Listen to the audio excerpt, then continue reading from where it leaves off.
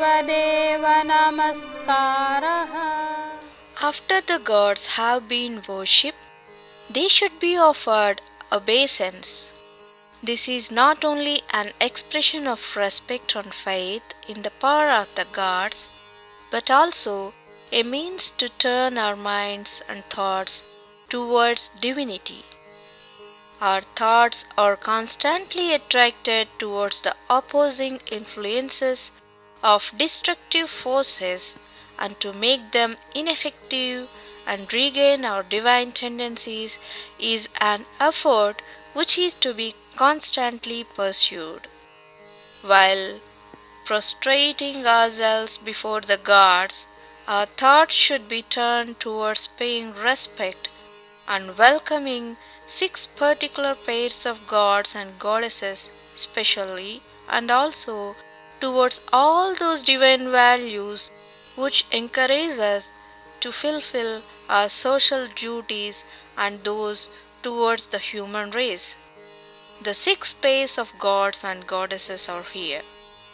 Ganesha and his powers for giving us discriminative powers and helping us to fulfill all our undertakings. Buddhi Sahitaya Shriman Mahaganadhipataye Namaha. Lakshmi and Narayana for bestowing prosperity and wealth. Om Lakshmi Narayanabhyam Namaha. Mahesha and Uma for giving us powers of management and organization.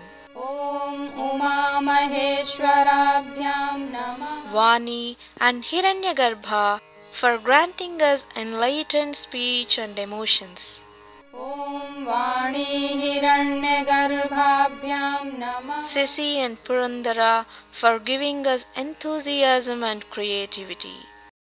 Om Shachi Purandarabhyam The other gods and goddesses representing life and death who are called our father and mother.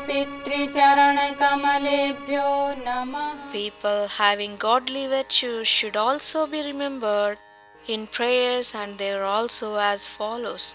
Om Kuladevatabhyo Namaha. Your chosen form of the divine or Ishtadevata, through the worship of whom the goal of your life becomes easier to attain. Om Ishtadevatabhyo Namaha. The village god or the subtle ruler and organizer of the village. Om Gramadevatabhyo Namaha. The god of a particular place, social worker or village head. Om Sthanadevatabhyo Namaha. The Vastu god, artist, architect, scientist. Om Vastudevatabhyo Namaha. Any particular person devoted to the service of the people or a philanthropist. Om Sarvebhyo Devebhyo Namaha. Ordinary Brahmana of ideal character having knowledge and wisdom. Any place or person which inspires noble feelings like a place of pilgrimage or a great devotee. Om Sarvebhyo Brahmanebhyo Namaha. Om Sarvebhyas Tirthebhyo Namaha.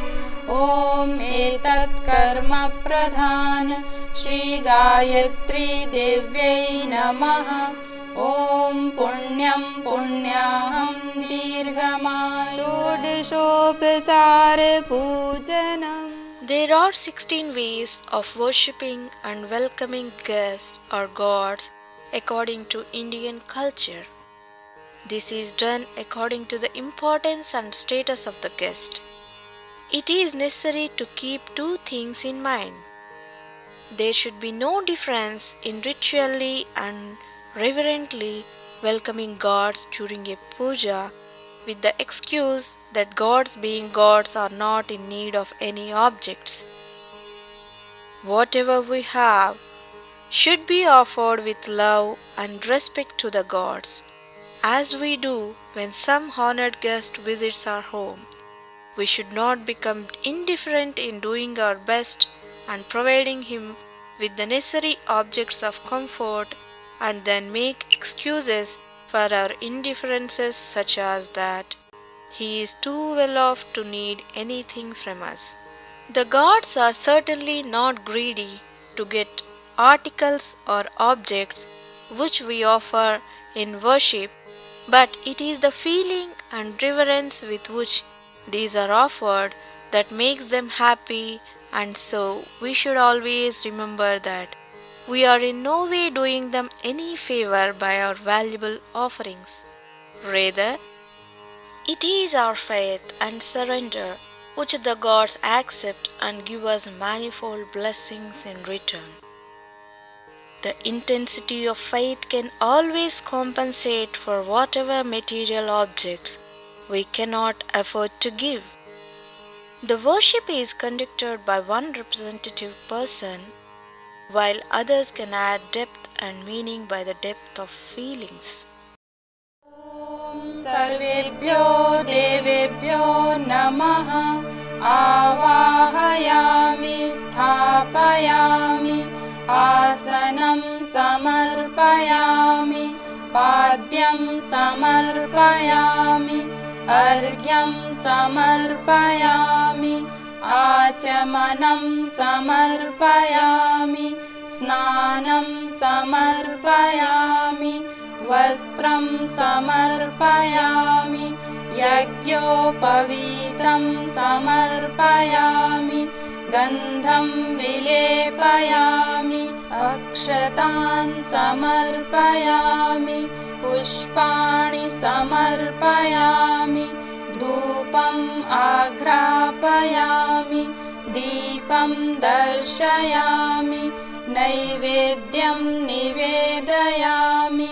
ताम्बूलपूगीफलानि समर्पयामि दक्षिणां समर्पयामि सर्वाभावे अक्षतान् समर्पयामि ततो नमस्कारं करोमि ॐ नमोऽस्त्वनन्ताय सहस्रमूर्तये सहस्रपादाक्षिशिरोरुबाहवे सहस्रनाम्ने पुरुषाय शाश्वते सहस्रकोटियुगधा